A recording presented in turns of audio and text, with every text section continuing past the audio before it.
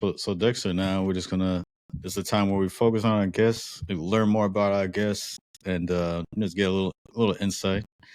So first question I'll give you here: How has cybersecurity impacted your career, maybe business endeavors, lifestyle? Um, how has Yeah, it impacted you?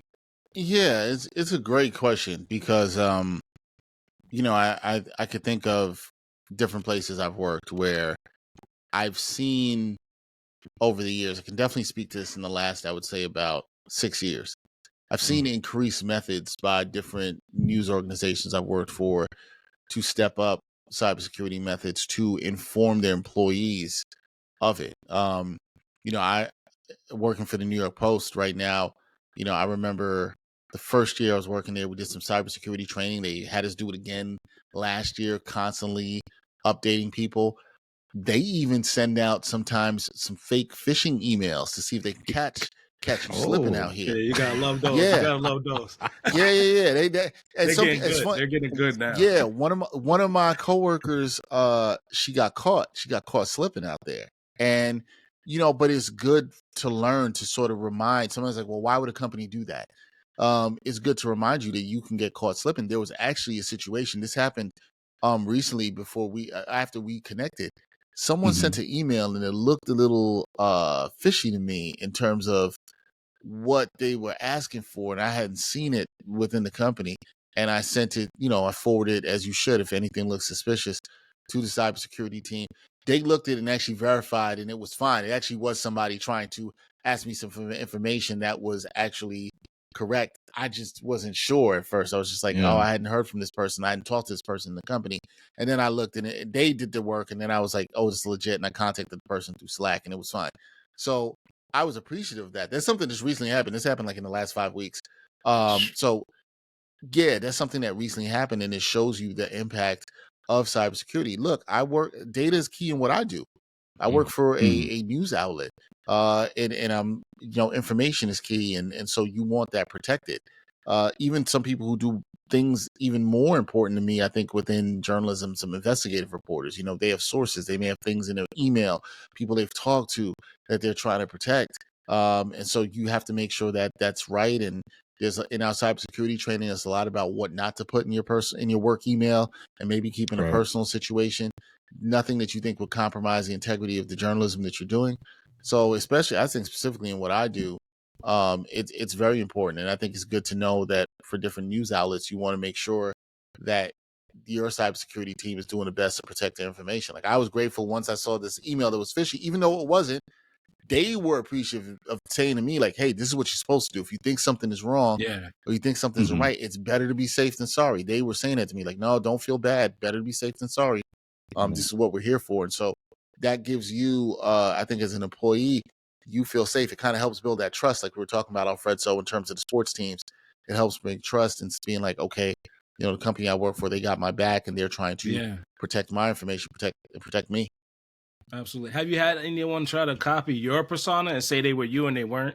I could see that as a Mm. potential attack vector, right? Like, has anybody tried to say they were your brand or with your particular the post agency and they weren't? Like, No, that hasn't good. Okay. happened. It Good. Good. hasn't happened. Yeah. It hasn't happened professionally, but I've seen it happen to other people professionally in terms of like their social media accounts being taken over and people trying to Wow. impersonate them. I mean, I've actually Right. experienced people I know also who are fellow journalists contact me something from an account, and I was like, this seems wrong, and I texted that person Mm. like, yo, I think something's up with your account. So I've had that Right. happen on 2 occasions where I've seen it happen to other people, and luckily I was able to tell them. And sometimes these people were even verified on their Instagram or Twitter, and X now, and they were Right. able to then have their organization handle that through their cybersecurity team. So I have been part of Nice. alerting some people of things that have gone on, but no, nobody's tried to impersonate me yet. Hopefully not ever. So Yeah. hopefully not. Hopefully not. Yeah. What obstacles have you overcome to arrive to where you are today? You mean in terms of my career? Or just Yes. oh I mean I think anytime in journalism or just in America, I think being a black man, being black, in this country. There's already obstacles. You always, your parents have told us a lot of times you got to work twice as hard. So very early in my career, I experienced, some racism. First job I ever had, an editor who was above me was a little jealous of the stories I was doing and tried to sabotage me. And then the only job I've ever been fired from was that job. Fired me with no just cause, just because he didn't like the shine I was getting. And so that was an obstacle. And I remember I've shared this story in other podcasts. Before that time, this was back in 2006. Before that, I had met Stephen A. Smith while I was in college. And he had told me, to stay in touch. And we had stayed in touch for a while. And he had said to me, I wrote him an email when I got fired. And I told him what happened. He said, look, sadly, as a black man in America, this is something you're going to experience, even in the newsroom, in the workplace. But he told me, keep your head up and take advantage of every opportunity that you can when it comes. And that was some advice that I held really close to my heart, and it's been true. And it was good advice that he gave me then, because it was a time where it was my first job. I was down about it. So that was definitely an obstacle. I think there were some other things in my career where doors were closed or people told me no, and you're not going to do this. And I had to end up creating a lot of opportunities on my own, creating my own media outlet that allowed me to be seen by some other places. So, one thing I've learned, and it's something I try to live by, is, sometimes you're going to ask people for opportunities. Sometimes they're not going to give you. But the question you have to ask yourself is, who's going to stop you? That's right. Nobody can stop you but yourself. I'm a big believer in that. There'll be a lot of times people close doors and tell you no, but no's are really not yet. I don't really believe in that. So, I think there's been obstacles. There's been people. I've had some difficult bosses, some people who didn't necessarily want to see the best for me.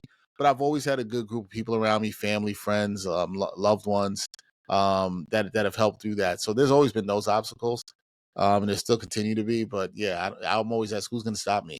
If you want to find a way to get something done, you'll find a way to get it done. And I've been able to do it. So yeah, as a black journalist, you're going to experience racism.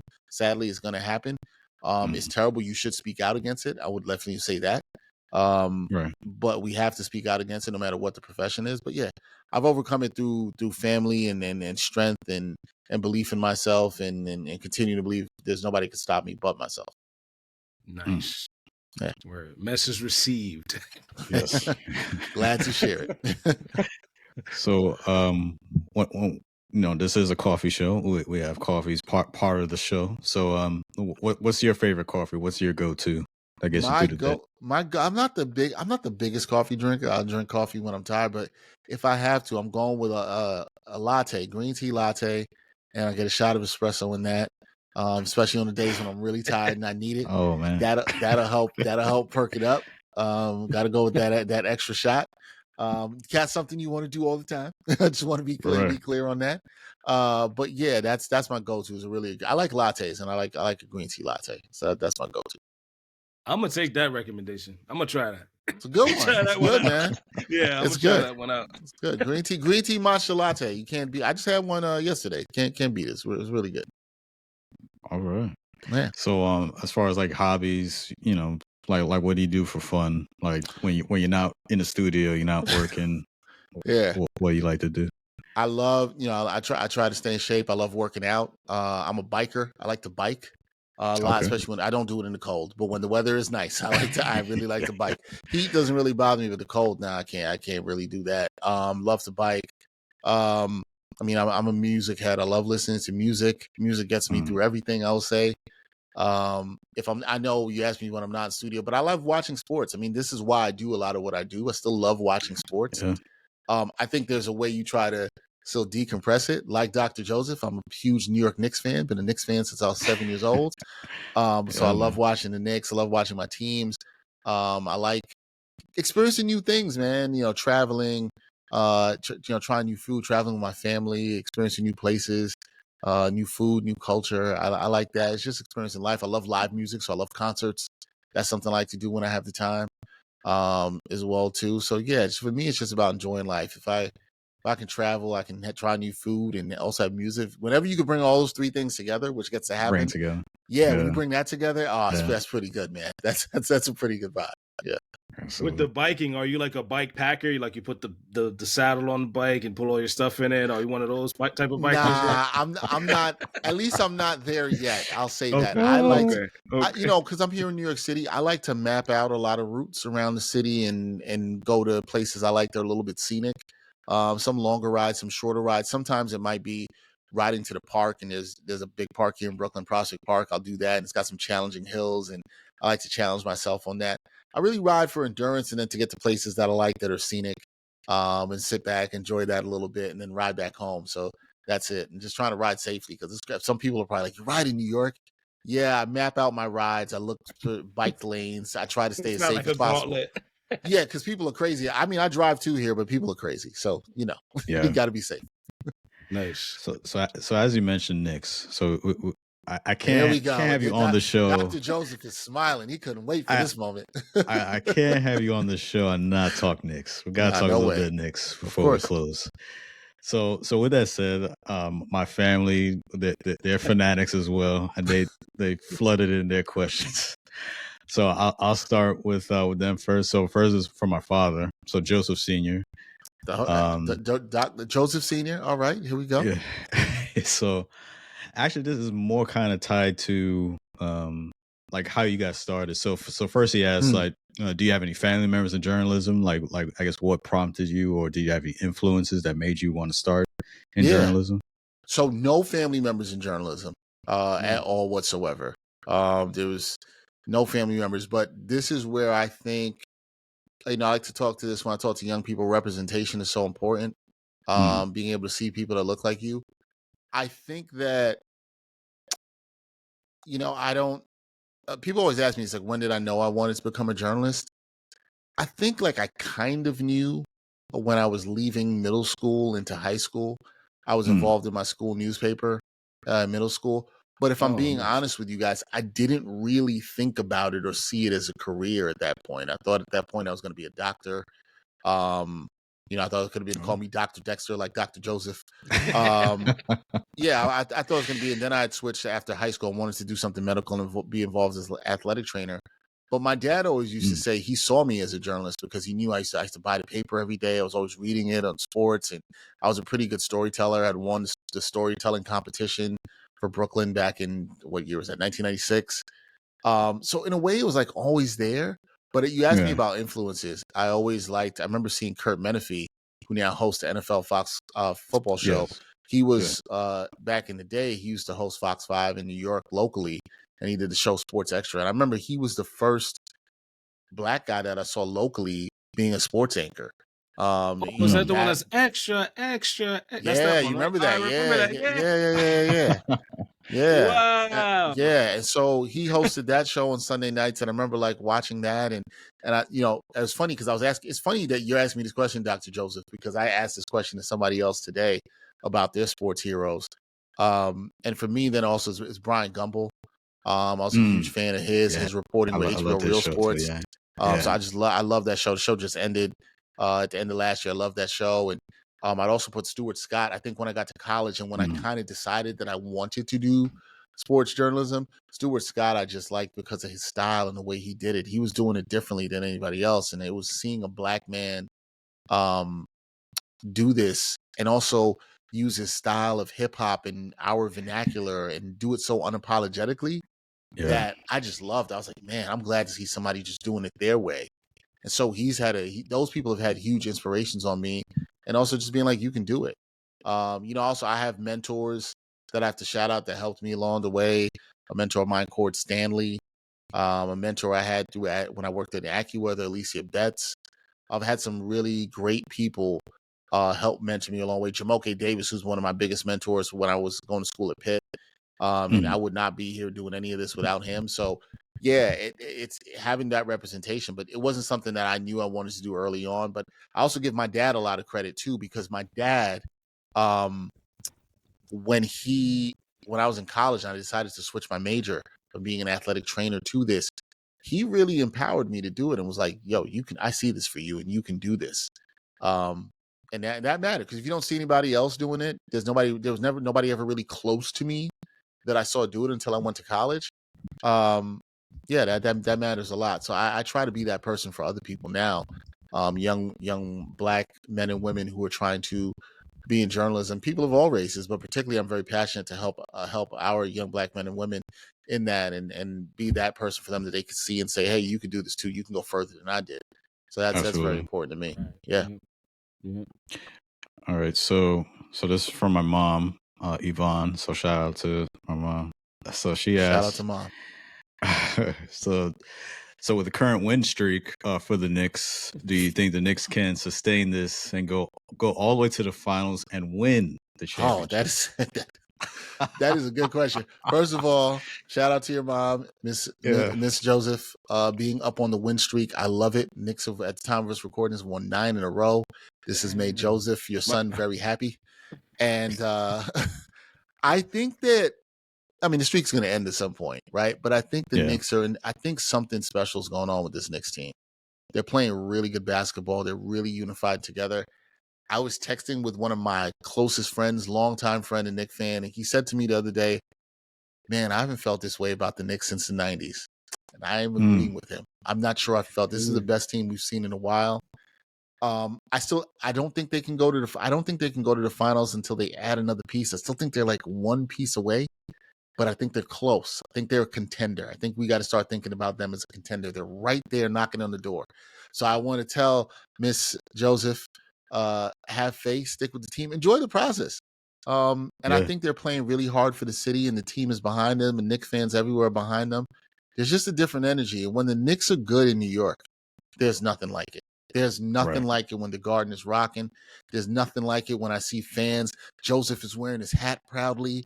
You know, he's smiling. You know, everything feels better, Joe, when the Knicks are good. I see, Joe, I know you like life is good now right now. You're like, they won 9 in a row. You're feeling better. It's good. So I think they could be close. I think they can make a deep playoff run. I don't think it's crazy to think they can get to the Eastern Conference Finals, play at Boston and Milwaukee. I don't think that's crazy.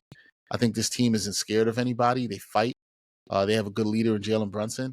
I just think if they're healthy, we'll see. Let's see if they're healthy and playing some of their best basketball come April, and we'll take it from there.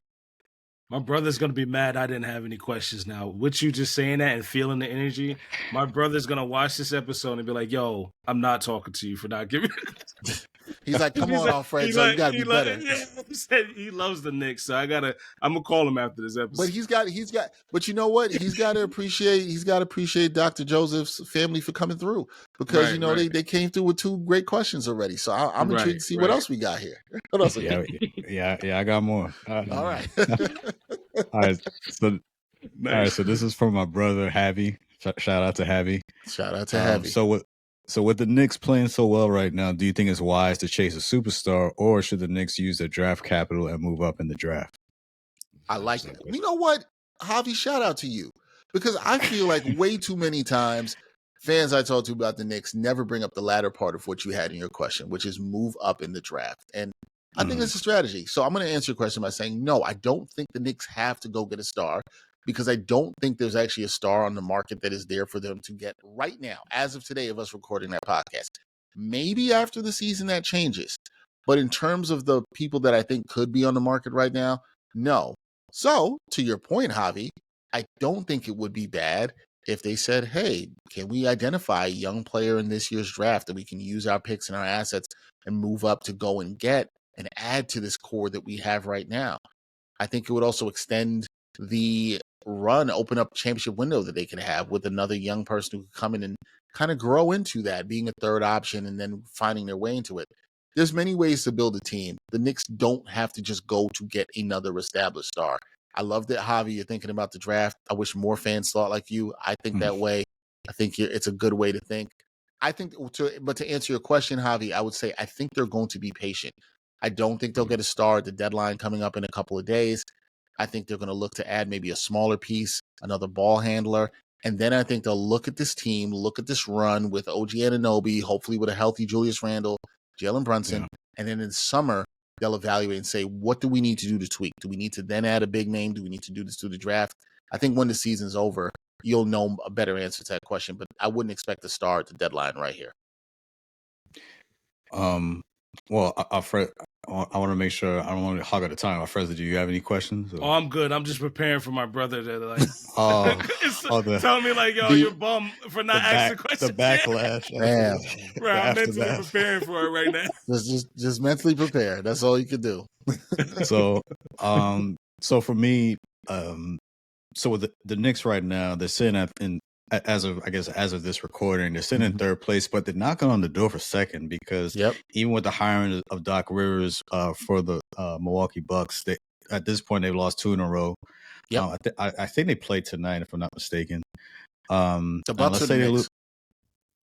The Bucks. I know the Knicks played tonight against the Lakers. Okay. So I don't know if the Bucks played tonight, but so let's say the Knicks win and they move up to the second spot.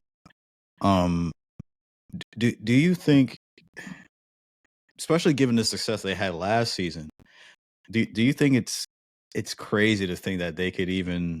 I know we said finals, but even let's say we're moving the bar up from the semifinals last year, let's say conference finals. Do you think that's a realistic expectation for this team? I do. I actually do. Based on the way they're playing now, especially defensively, I think if they're healthy, it's a realistic expectation. OG Anunoby, the trade, I mean, I loved Emmanuel Quickly, RJ Barrett, that was a great trade. You see the dividends it's playing for the team. The 17 games with a 15-2 since the time of the trade, since he's played on New Year's Day. I think the biggest thing, and we've got to remember, they're doing this and they don't even have Mitchell Robinson who could still come back. Right. Their defense could get even better, which is scary. It's scary because the defense could get actually even better, right? And I think the reason fans like this team, Dr. Joseph, is they're playing gritty, they're playing tough, they're playing that kind of basketball New York fans like. I don't think the Eastern Conference. And here's the thing. Boston is, to me, definitely the best team in the conference and might be the best team in the league right now. It would Denver probably too. You give me either one. Right. The reason I think the Knicks could beat Milwaukee is I could see it being a situation where a little tougher. The Knicks are better defensively. Milwaukee is not a good defensive team right now, especially on the perimeter. They struggle a lot. People will say, oh, well, they probably the 2 best players in the series. You're right. Dame and Giannis, probably. But you know what? Jalen Brunson is a dog, man. Jalen Brunson's a really good player. And we got to start putting some respect on his name. So, could the Knicks get to the conference finals? Absolutely, especially now with the landscape of the East. You mentioned Milwaukee, Dr. Joseph. You also talk about Philadelphia, who you don't know how they're going to be in terms of Joel Embiid's health. And now there's a issue with his meniscus. So, we'll see how that plays out. Done. They might have to shut him down. They said they're making some decisions whether it will be rest or rehab, or he'll be shut down for the season. So who knows? Right now, it's interesting. And you never know when these windows are going to come. And that's why I understand the question from your mom. And I understand the question from you here. You don't know when these windows are going to come. That's why I think you just have to enjoy the process, tweak, build that chemistry, have that good defense. And listen, I think conference finals is definitely possible. Knicks went to the second round last year, and this team is much better than last year's team. This team is much better than last year's team. Yeah. Much, much better. And you could tell, but they have continuity, which was the word the day I was at training camp for the Knicks this year. That was the word they talked about. Everybody talked about. Julius Randle was continuity? saying continuity. That was the word. They were talking about how they felt good about the continuity. Now they've added a piece in OG Anunoby, but the core of that team is there. The identity of the team is there. That's why I believe they can go on a run. They understand what they are and what the culture is of this team. And so, I think they can. And if the Knicks go to the conference finals, a lot of us are going to be very happy. See, Dr. Joseph, I see you smiling there already, man. I see it already. They're going to be very happy. Oh, man. I'm so telling you think they're going to take it against the Lakers tonight? You think they got it in the bag? Nothing's ever in the bag, man. Nothing's in the bag. And it's funny, as you say that, it depends, I think, a lot to me if, like, OG Anunoby plays. But, I think they could do it. I could see it going up to 10. I could see the streak going to 10. I was just looking to see if there was anything on the injury report. But I could see that streak going up to 10. Wouldn't shock me at all. Yeah, wouldn't shock me. Yeah, because I think LeBron and AD, they're questionable for tonight. And he did not play against Boston. But they did win that game against Boston, which was a very good win for the Lakers. So, I think the Knicks could win it. The Lakers' offense in the half court has been struggling a lot. The Knicks are playing good. I think they're very confident right now. That's another thing you see when the team's playing good. They never think they're out of it. No matter, you saw it the other night, they're down 15, they come back. And Jalen Brunson is playing at a level where he's not going to allow them to lose. And I think the way they defend, they always have a shot in every game, for sure. And that's a stark contrast to Knicks teams of old, where like if you look at the screen, you see the Knicks down by 15, you be like, oh damn, Oh man, game's it's the over. bad night, right? But like now, I'm like, nah, there's still time left. Knicks is still turning this around. So the whole thought process changes now with this team because you're not, because they're gonna fight through it. And Yeah. and that was a great example of it against Indiana. They were down by like at least 15. They're able to come back, and I'm so glad that they got that win against Indiana, because Indiana's not a pushover. Even though they may be lower in the standings, they're still a formidable team. Oh yeah, still from routine. That's a rivalry I'd like to see come back. Because grew up, the Knicks Pacers rivalry was fun. Knicks Heat is starting to get fun again, and so I'm glad to see some of these rivalries come back in the NBA, especially around the Knicks.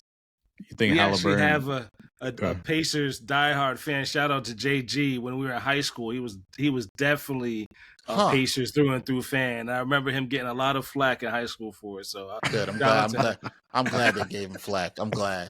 Shout out to you though, JG. Yeah. Like, what are you doing?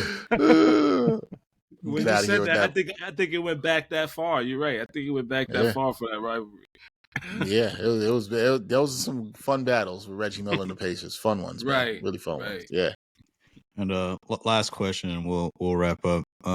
So given we're getting close to the trade deadline, and I know there's always been talk about the Knicks need to make a trade or make a move, but do you honestly think, just given the current structure of the team right now, do you think they need a quote unquote superstar, or just maybe like someone off the bench, just like another piece, just to kind of get that spark, especially when Jalen Brunson goes to the bench and try and get a breather? Do you think they need someone like that, or do they need a? Because I know for the longest we're talking about Donovan Mitchell from Cleveland, trying to bring him up, but I don't even know if he even fits anymore to bring. I don't know if they even fits with the team. If he was, I think it's good that you think about fit. I think sometimes you hear fans talking about, let's just make a trade. I don't think they think about fit. They think this is just playing 2K with no injuries on, and chemistry doesn't matter. Put all the superstars in one team. like that's not how this works, man. Like that's not how it works. You said 2K. Yeah, it's not how this works. Yeah, it's like I was on earlier today before we recorded, when I was at work. I was on Rick Kamler from Mad Dog Radio. I went on his show and he was talking to me a little bit about the Knicks, and he was asking me about these rumors that have come out recently about should the Knicks trade for LeBron? And I'm like, what are we doing? Why? Thank you, Dr. Joseph. Please, why are we talking about this? Right. Now, I don't know. To answer your question, I'm in the latter part of what you said. I think the Knicks should make an incremental move, try to add another ball handle off the bench. I think a Malcolm Brogdon, like I said, would be a perfect fit. Maybe Colin Sexton, Jordan Clarkson, that kind of player that could come in and play and take a little pressure off of Brunson, help us in the playoffs, and just another scorer. I think that's the move for right now. Listen, if the Knicks continue to play well, the Knicks are now an attractive destination. People in the guards rocking in the playoffs, the people who want to come are going to play here. Some superstar will be disgruntled after this season. It'll happen. I don't know if I'm just throwing some names out to excite some people. I don't know if that's Devin Booker in Phoenix. Maybe it's Luka Doncic in Dallas. I don't know. He's got the name just list. Throwing some names for people. The NBA is crazy. The NBA is crazy for the fans who watch this. Anything can happen. My brother's gonna go. Sorry, my brother's gonna clown me. What's your thoughts on McBride and the Brunson duo? Like, is that a good dynamic? Or I like what McBride has done. I think McBride, that once quickly got traded, I love that he has improved his shot. He's a really good defender. I think McBride is going to be a good piece. He's on a very quality friendly deal for the team. You wish he could create a little bit more, but you could see his confidence gaining as a player. McBride's a good player. And even they had some minutes, I'm sure your brother knows about this. They had some minutes the other night where they played together in the backcourt, and I thought it looked fine. It looked well. But it's because McBride is a bulldog. Just wish I had a little more shot creation from him. But the biggest thing for me is that he could defend and he could hit the three now. His shot is looking a lot better. He's more confident. So he's a good piece for the Knicks. The Knicks have depth. The Knicks players who are even their 9th, 10th men, McBride, Jericho Sims, those guys can play. You don't feel uncomfortable when they come in. But I think the Knicks should try to add a piece of the deadline that can help them off the bench. I think, and like I said, in the off seasons when you let's see how the season plays out. Who knows? We might be talking in the off season. Knicks have made it to a finals. Who knows? Let's see how things play out. I didn't mean to get you too excited, Dr. Joseph, but we'll see how things play out. I'm gonna catch the game. I'm definitely gonna catch the game tonight. I'd have to go to the Garden. Hyping it up. I gotta go. I gotta go to the Garden. Get some tickets, bro. Absolutely. Those tickets are priced high. When the Knicks are good, those Garden prices. Yeah. Oh my gosh. But yeah, that's unbelievable. No, this was good. This was great. Dexter, we definitely appreciate you coming through. Any last words, sentiments before we close out, Dexter? Last thing I want to say is thank you guys. I love what you guys are doing in the space that you're doing. I love that you're trying to educate people on cybersecurity and find different ways to talk to people from different backgrounds, because cybersecurity it affects everybody and everything. You know, we talked about it with sports, and I think it's so cool for me as a sports journalist to come on this podcast and talk about it, because I never would have thought in my career that I'd go on a podcast and talk about cybersecurity. I never thought that was going to happen, but that happened today, and it was in a cool way, right? That was connected to what I did. So I really want to salute you, brothers, for doing what you're doing, because I think it's very important what you're doing. I say that with all seriousness. So keep up the good work. Content creation is a lot of work. It is not easy. You guys are taking the time to prep, to talk to your guests. I want your audience to know that these men are doing that, and they're putting in the work. And they're making good connections. You know, Dr. Joseph and I connected on LinkedIn, and we're making good connections. And he reached out to me to come on the show, and it's great. And you know, I just want to say, keep doing what you're doing. And the last thing I'll say is, go Knicks. That's it. All I gotta say is, go Knicks. Go Knicks. Let's get it. Let's get it. Yes. Appreciate it. Thank you, man. I definitely appreciate the kind words. All right. So that's a wrap. So thank you for tuning into the Cyber Coffee Hour. If you enjoyed this episode, please like, share, and subscribe. Follow us on all of our platforms. You can find the Cyber Coffee Hour on Spotify, Google Podcasts, and Apple Podcasts. Quick shout out to CP the Franchise, Alex, Knicks Fan TV. Yes, my guys. You know, I'm definitely gonna be tuning in for after the game tonight. So, but no, that's a wrap. Thank you all, and catch you on the next one. Peace. Thank you. See you.